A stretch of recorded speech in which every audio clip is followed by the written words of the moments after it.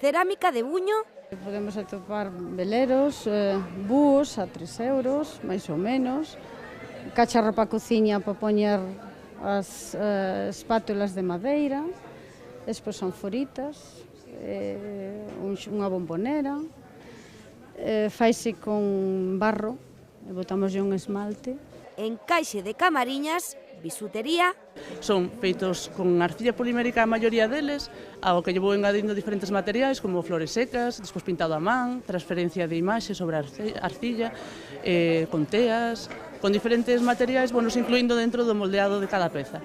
E ata Viño das Rías Baixas, unha viaxe pola artesanía e produtos agroalimentarios de Galicia con identidade feminina en un mesmo espazo.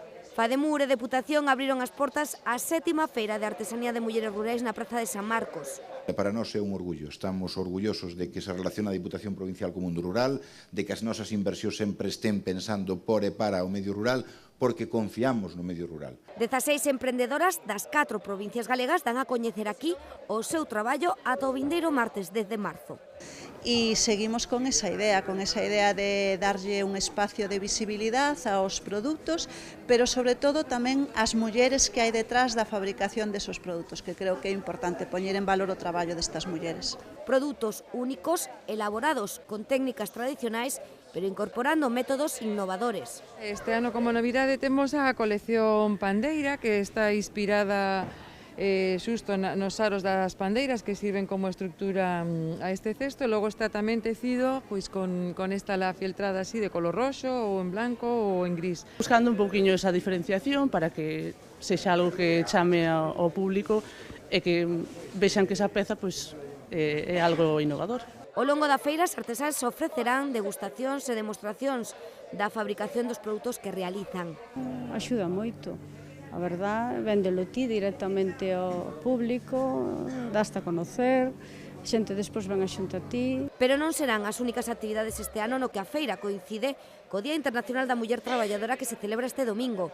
Haberá actos, componencias e coloquios e rematará unha entrega de premios na Deputación.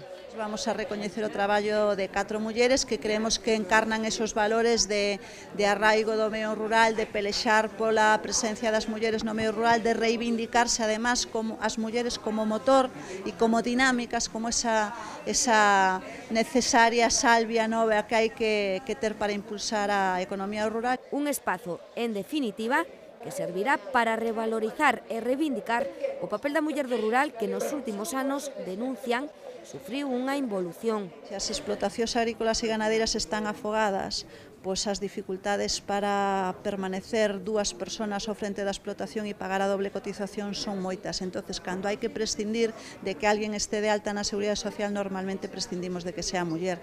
E iso nos está levando a retroceder moitos anos. Pensamos que iso xa era cousa das nosas aboas, que traballaban na casa e facían o que fixera falta na explotación porque se supoñía que eran outros tempos e era o que tiña que ser.